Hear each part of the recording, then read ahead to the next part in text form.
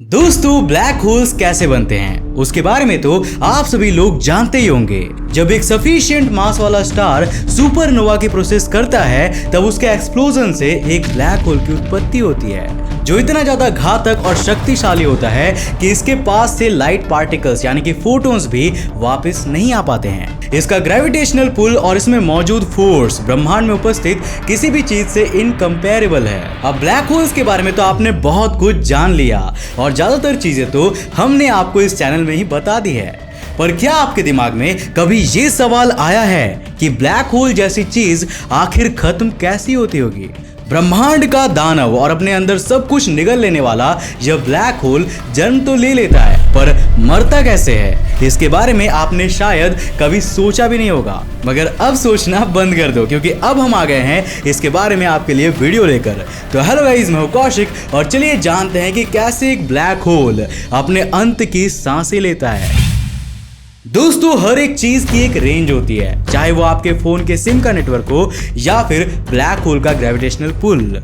हर चीज की एक रेंज होती है और उस रेंज के बाहर वो चीज असमर्थ हो जाती है किसी भी टास्क को करने में। जैसे आउट ऑफ रेंज जाने के बाद आपका सिम कार्ड आगे किसी काम का भी नहीं होता है और वह आपके किसी भी दोस्त से कांटेक्ट नहीं करवा पाता है। इसी तरह ब्लैक होल की भी एक रेंज होती है जिसके बाहर उसका सारा ग्रेविटेशनल पुल धरा का धरा रह जाता है। ब्लैक होल के इसी रेंज को नाम दिया जाता है द इवेंट होराइजन। जब हम कहते हैं कि ब्लैक होल के पास से लाइट कभी भी एस्केप नहीं कर पाती है तो हमारे कहने का मतलब यही है कि ब्लैक होल के इस इवेंट होराइजन के पास से ही लाइट कभी एस्केप नहीं कर सकती है। बट अगर लाइट इस रेंज के या कहें कि उस इवेंट होराइजन के बाहर है तो बिना किसी दिक्कत के वो उस एरिया के पास से गुजर जाएगी, चाहे वो एरिया इवेंट होराइजन के कितने ही करीब क्यों ना हो। और ऐसा क्यों होता है इस बात को हमने आपको सिम कार्ड वाले एग्जाम्पल से समझा ही दिया है। पर एक दिन सर स्टीफन हॉकिंग ये सोच रहे थे कि अगर ब्लैक होल अपने अंदर मैटर को कंज्यूम करता जा रहा है तो क्या इससे उसके साइज में कोई असर नहीं पड़ता, और अगर नहीं पड़ता तो इस बात से तो ये साफ साफ एंट्रोपी के रूल को वायलेट कर रहा है। यह एक बड़ी चुनौती थी स्टीफन हॉकिंग के लिए ब्लैक होल के एग्जिस्टेंस और उनके रूल्स को सबके सामने रखने से पहले। ब्लैक होल्स लगातार रोटेट और स्पिन करते थे, यह बात उन्हें अच्छे से पता थी, पर जो चीज लगातार मूव कर रही है और अपने अंदर इतना सारा मैटर ले रही है उसका शेप और साइज लगातार कांस्टेंट रहे, यह तो काफी अनबिलीवेबल सी बात लग रही थी। इसी वजह से लेट 1970s में स्टीफन हॉकिंग ने प्रपोज किया कि ब्लैक होल का इवेंट होराइजन नॉर्मल कंडीशन में या तो सेम रहेगा या तो बढ़ता रहेगा, पर कभी घटेगा नहीं। अगर ब्लैक होल किसी ऐसे स्टेट में हुआ जब वो किसी भी तरह से मैटर को कभी अपने अंदर नहीं खींच रहा होगा तो उस कंडीशन में उसका साइज कॉन्स्टेंटली सेम ही बना रहेगा। बट अगर यही ब्लैक होल अपने अंदर चीजों को इसी तरह निगलता जाएगा तो उसका इवेंट होराइजन भी बढ़ता जाएगा। In short, the more it feeds bigger it gets, यानी कि जितना ज्यादा ये खाएगा उतना ही ये बढ़ेगा। मतलब कि अगर कभी दो ब्लैक होल्स भी आपस में मिलते हैं तो उन दोनों के मिलने के बाद बनने वाली सिंगल ब्लैक होल का इवेंट होराइजन भी या तो दोनों के इवेंट होराइजन के सम के बराबर होगा या तो उससे ज्यादा, पर उससे कम किसी भी हालत में नहीं होगा। यह बात थर्मोडायनेमिक्स के दूसरे लॉ से काफी ज्यादा मिलती जुलती थी। सेकेंड लॉ ऑफ थर्मोडायनेमिक्स के हिसाब से entropy of an isolated system formed with combination of two objects will always be larger than sum of entropy of combined objects, but at any case the value will never decrease। यानी कि किसी भी दो object से बनी एक isolated system की entropy उन पुराने दो ऑब्जेक्ट्स की एंट्रोपी के सम से ज्यादा ही होगा, किसी भी हालत में कभी कम नहीं होगा। कुछ सालों बाद एक फिजिसिस्ट ने यह भी प्रूव कर दिया था कि अगर हम लोग ब्लैक होल के इवेंट होराइजन से ब्लैक होल के डेटा को कैलकुलेट करेंगे तो हमें उसकी एक्चुअल एंट्रोपी के बारे में पता चल सकता था। अगर आप सोच रहे हैं कि इससे प्रॉब्लम सुलझ गई तो आप बिल्कुल गलत सोच रहे हैं, क्योंकि इससे प्रॉब्लम सुलझने के बजाय उल्टा और ज्यादा उलझ गई थी।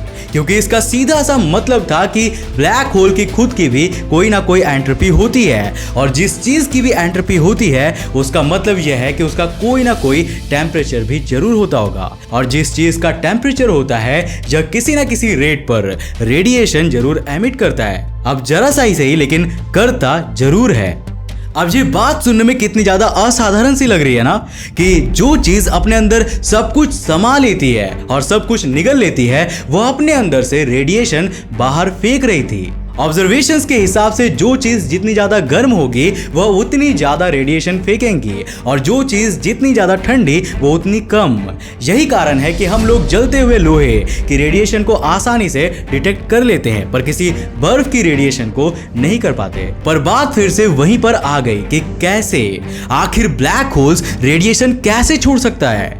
इसके लिए स्टीफन हॉकिंग दुनिया भर के कई वैज्ञानिकों से भी मिले और उन सब के मिलने पर सब ने एक ही जवाब दिया कि कैलकुलेशंस के हिसाब से तो ना सिर्फ एक ब्लैक होल का टेम्परेचर होता है बल्कि वो रेडिएशन भी एमिट करता है। उन सब ने बताया कि ब्लैक होल का टेम्परेचर उसके मास पर डिपेंड करता है। ब्लैक होल का मास जितना ज्यादा होगा उसका टेम्परेचर उतना कम एंड वाइस वर्सा।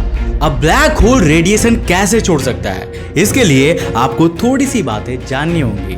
दोस्तों, हम सब ने ये सुना है कि स्पेस पूरी तरह से वैक्यूम होता है, यानी कि ये बिल्कुल खाली होता है, लेकिन असल में ये झूठ है। स्पेस पूरी तरह से खाली नहीं होता बल्कि क्वांटम फिजिक्स के अनुसार एम्प्टी स्पेस में वर्चुअल मैटर यानी पॉजिटिव मैटर और नेगेटिव मैटर के आपस में टकराने से एनर्जी फ्लक्चुएशंस होते रहते हैं, जिसे हम वैक्यूम स्टेट फ्लक्चुएशंस या क्वांटम फ्लक्चुएशंस कहते हैं। अब ये वर्चुअल मैटर असल में मैटर और एंटी मैटर होते हैं और ये अपने आप ही अस्तित्व में आते हैं और आपस में टकराकर नष्ट हो जाते हैं।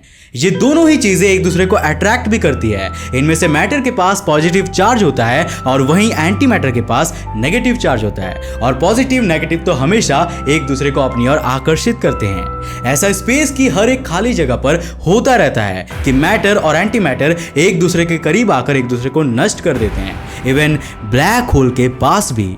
अब जब ब्लैक होल के पास वाली जगह में मैटर और एंटी मैटर एक दूसरे को अपनी ओर अट्रैक्ट करते हैं भिड़ने के लिए, तब ब्लैक होल के इवेंट होराइजन में आते ही negatively charged particles black hole के अंदर खींचे चले जाते हैं, पर वही positively charged particles black hole से एस्केप हो जाती है। जब बाहर से कोई ऑब्जर्वर इन पॉजिटिवली चार्ज पार्टिकल्स को एस्केप होते हुए देखता है तो उसे देखने में ऐसा लगता है कि ब्लैक होल्स कोई रेडिएशन एमिट कर रहा है और उसी रेडिएशन को नाम दिया गया द हॉकिंग रेडिएशन, जिसके लिए इनडायरेक्टली ब्लैक होल्स ही जिम्मेदार होते हैं और वही इसे एमिट कर रहा है। अब यहाँ पर गौर करने वाली बात यह भी है कि ब्लैक होल ने अपने अंदर नेगेटिवली चार्ज्ड पार्टिकल्स को तो समा लिया है, पर उसी जगह पर खेल दिखाती है आइंस्टाइन की E=mc² वाली थियोरी।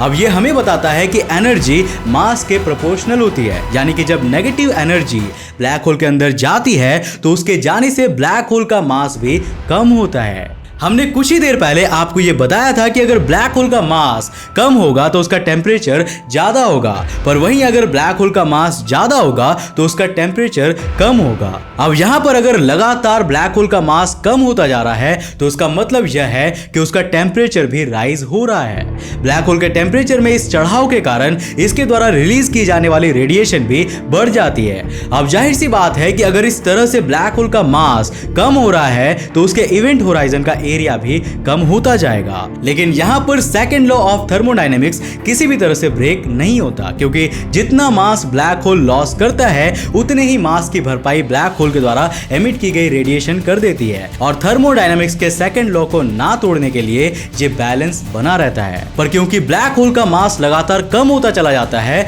इससे उसके द्वारा रिलीज की गई रेडिएशन की मात्रा भी समय के साथ साथ बढ़ती चली जाती है। अब वैज्ञानिक एग्जैक्टली तो ये नहीं जानते कि जब भी रेडिएशन और मास पूरी तरह से खत्म हो जाएगी तो क्या होगा, पर वो यह भी बताते हैं कि इस रेडिएशन के एग्जॉस्ट होने के लास्ट स्टेज में एक बहुत बड़ा धमाका होगा जो अप्रोक्सीमेटली 1 मिलियन यानी 10 लाख हाइड्रोजन बम्स के बराबर होता है और इसी धमाके के साथ ब्लैक होल खत्म और यह हमेशा हमेशा के लिए ब्रह्मांड को अलविदा कह देता है।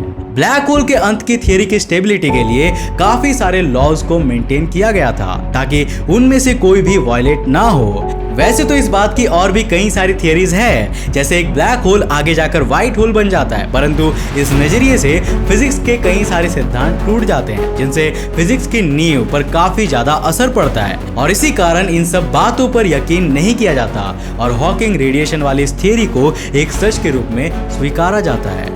मैं समझ सकता हूं कि आप में से कई लोगों को यह वीडियो पहली बार में नहीं समझ आया होगा।